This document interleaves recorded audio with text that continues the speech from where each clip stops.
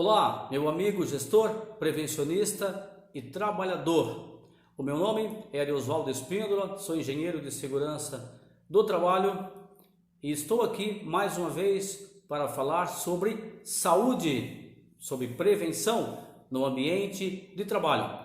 Por isso, se inscreva no canal, ative o sininho, que a partir de agora, diariamente, o amigo sempre receberá novas informações, novos vídeos falando sobre esse tema tão importante para a nossa vida, para a preservação do maior patrimônio que todo ser humano possui. E o tema de hoje é: quem é contaminado pelo coronavírus passa a ter estabilidade de emprego?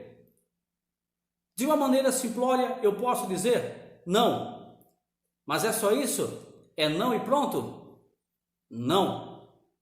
Tem muito mais coisa que pode ser dita. E eu vou aqui rapidamente transcorrer algumas informações importantíssimas no momento como esse. E aproveito para dizer também que dentro desse contexto estarei aqui trazendo informações sobre preservação da saúde no ambiente de trabalho em tempos de pandemia do coronavírus.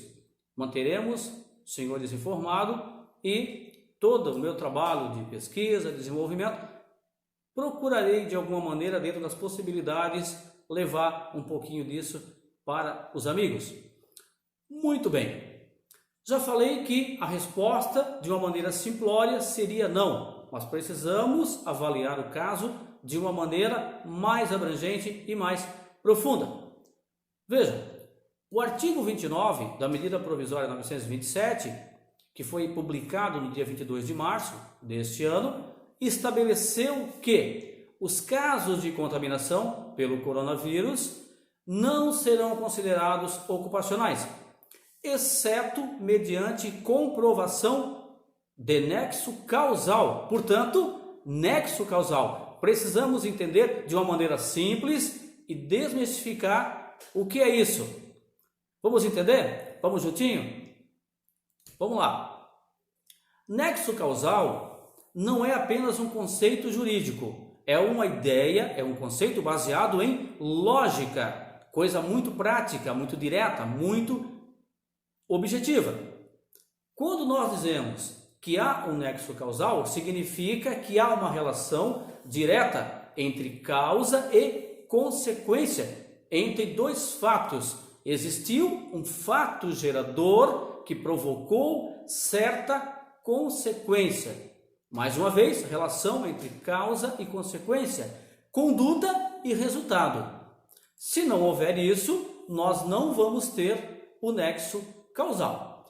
De um modo geral, as doenças ocupacionais são decorrentes das condições de trabalho e também são classificadas como acidentes de trabalho.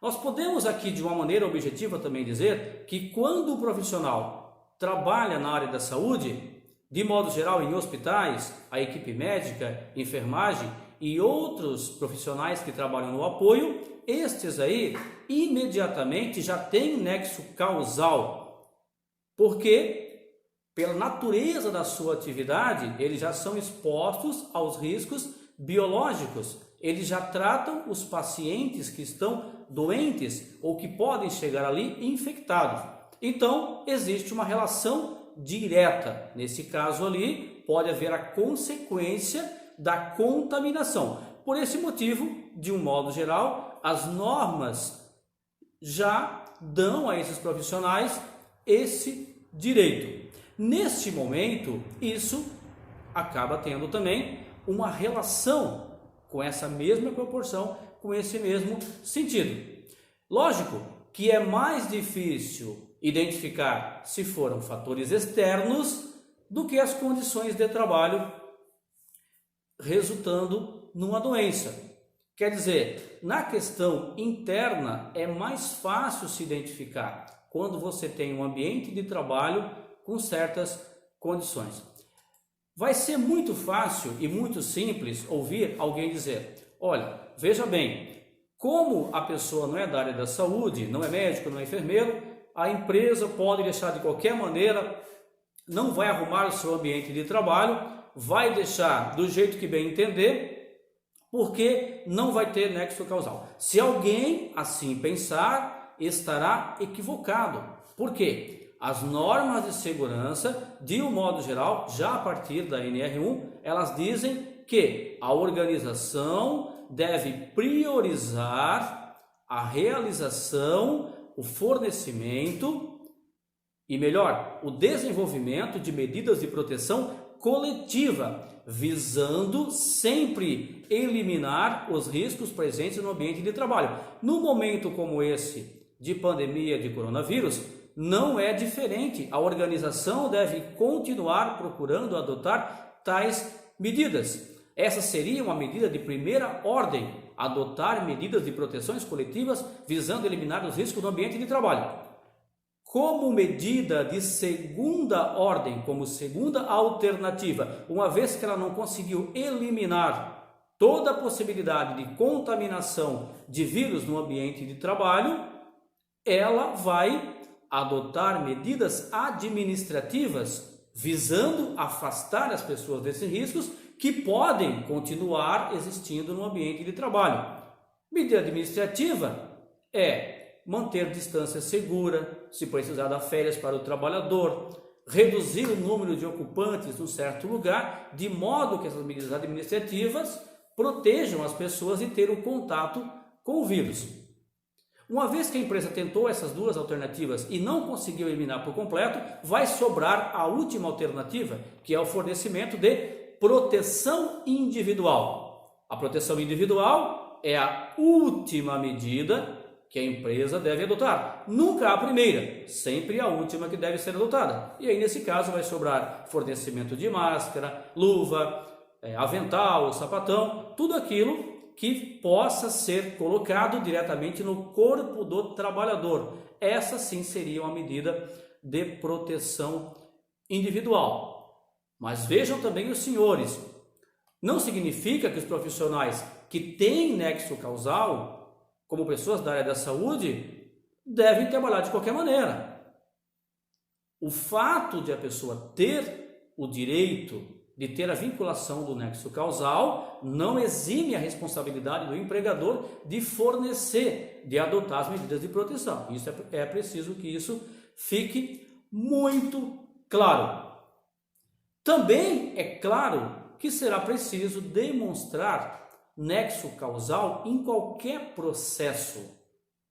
E assim, se existir um caso onde a empresa não tenha fornecido as condições adequadas, ela poderá ser responsabilizada. No entanto, se o nexo causal for outro, como por exemplo, a imprudência, a desobediência de um funcionário por uma postura sua inadequada, um erro humano, aí a questão complica para ele. Foi ele que teve uma atitude irresponsável. Quer dizer, o nexo causal nessa situação aí foi comprovado mediante uma atitude irresponsável do funcionário. Então sempre é importante avaliar como se deu esse nexo causal. Por isso, sempre a importância de se pesquisar, de se entender a condição no qual o dano ocorreu, aonde o dano foi ocorrido. Para que haja o reconhecimento da doença como sendo ocupacional, o trabalhador deverá comprovar ao INSS que a sua doença é ligada às condições de trabalho. No caso dos trabalhadores da saúde, é uma situação imediata, já por direito estabelecido na legislação. Mas também fica mais simples as pessoas que trabalham em supermercado, farmácias, postos de gasolina e outras atividades similares a essa aí. Nesse caso, terão mais facilidade de comprovar a existência de um nexo causal.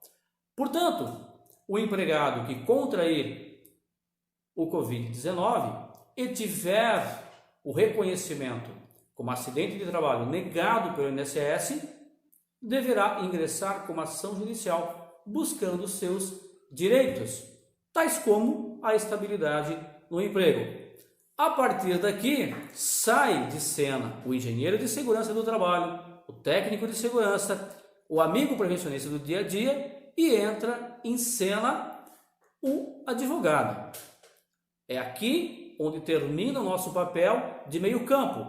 Se eu for chamado para participar de uma perícia técnica, estarei me atendo àquilo que eu possa avaliar, demonstrar e comprovar no ambiente de trabalho, avaliando as condições que foram fornecidas ao trabalhador e baseado nas evidências objetivas comprovadas em loco, estarei montando esse relatório e encaminhando para o advogado.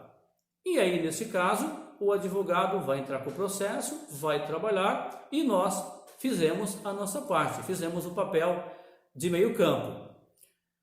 Portanto, amigos, ficam aqui algumas dicas. Eu voltarei com outro tema na sequência, também relacionado ao coronavírus. Agradeço a vossa preciosa atenção. Espero ter a sua companhia no próximo vídeo e deixo aqui as minhas saudações prevencionistas.